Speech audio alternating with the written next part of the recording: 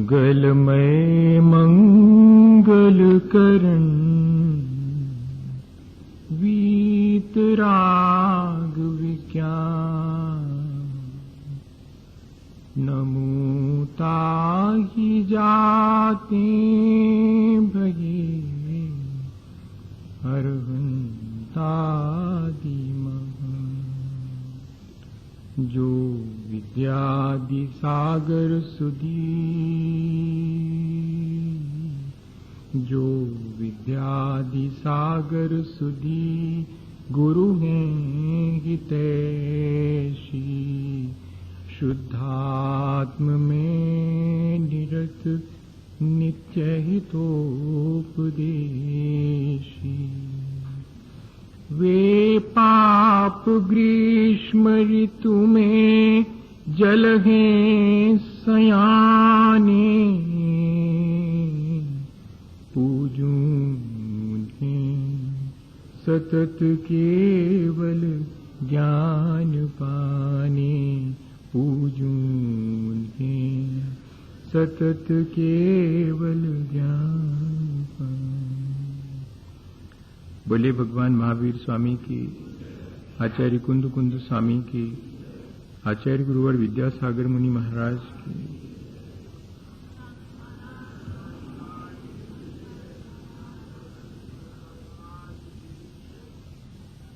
हम सभी लोगों ने कल अपने मौजूदा जीवन को जिस तरह हम जी रहे हैं और ये जो संसार दिखाई पड़ रहा है या और भी जो संसार में विविधता दिखाई पड़ रही है, उन सब की जिम्मेदारी किसकी है, इस बात पर विचार किया था और अंततः हम इस निर्णय पर पहुंचे थे कि जो जिस तरह जी रहा है उसकी जिम्मेदारी उसकी खुद की है, किसी और की जिम्मेदारी उसमें नहीं है। कर्म प्रधान विश्व करी राखा जो जस करहि सो तस फल चाखा। ये सारा संसार कर्म प्रधान है। जो जैसा यहां कर्म करता है वो वैसा फल पाता है, वैसा फल उससे चखना पड़ता है। जो हम विचार करते हैं वो हमारा मन का कर्म है, जो हम बोलते हैं वो हमारा वाणी का कर्म है, जो हम क्रिया करते हैं या चेष्टा करते हैं वो हमारे शरीर का कर्म है। और इतना ही नहीं, जो हम करते हैं वह तो कर्म है ही, जो हम भोगते हैं वह भी कर्म है, और जो हमारे साथ जुड़ जाता है, संचित हो जाता है, वह भी कर्म है। इस तरह ये सारा संसार हमारे अपने किए हुए कर्मों से हम स्वयं निर्मित करते हैं। और यदि हम अपने इस संसार को समाप्त करना चाहें या इस संसार को हम बढ़ाना चाहें तो उन दोनों की जिम्मेदारी हमारी अपनी है।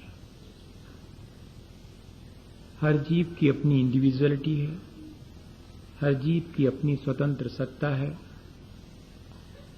एक दूसरे से हम प्रभावित होकर मन में विचार करते हैं, वाणी से अपने विचारों को व्यक्त करते हैं, शरीर से चेष्टा या क्रिया करके और उस विचार या कही गई बात को पूरा करने का प्रयत्न करते हैं। और इस तरह हमारा संसार किन्हीं क्षणों में बढ़ता भी है और किन्हीं क्षणों में हमारा संसार घट भी जाता है। तो इसलिए जो संसार की विविधता है वो मेरी अपनी वाणी मेरे अपने मन और मेरे अपने शरीर से होने वाली क्रियाओं पर निर्धारित है बहुत हद तक।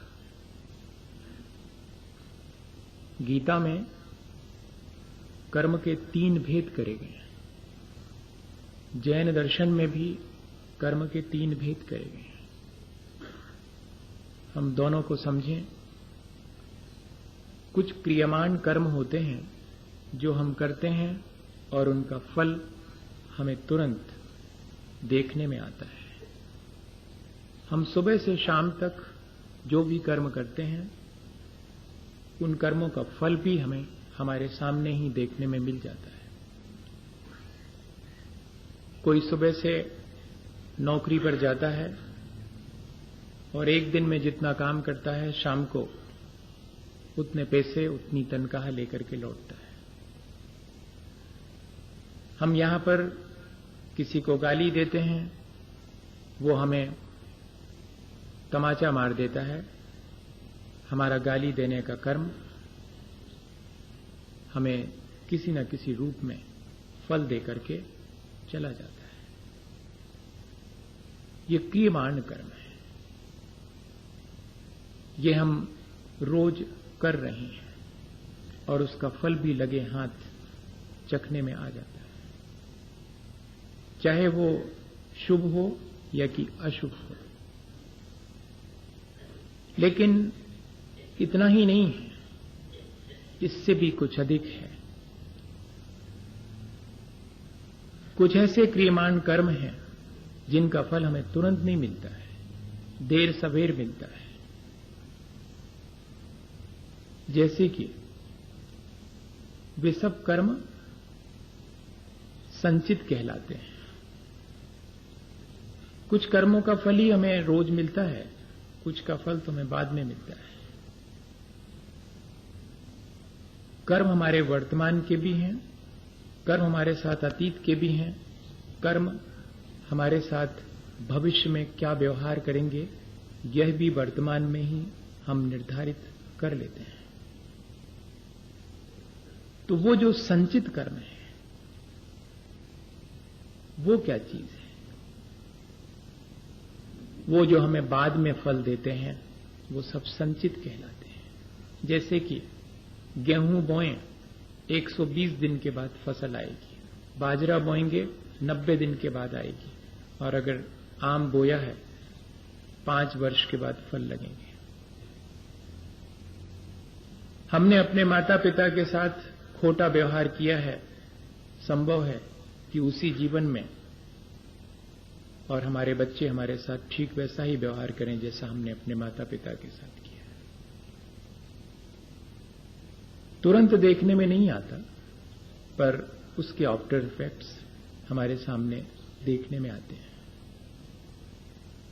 बीज आज बोते हैं, फल बहुत देर के बाद देखने में आता है।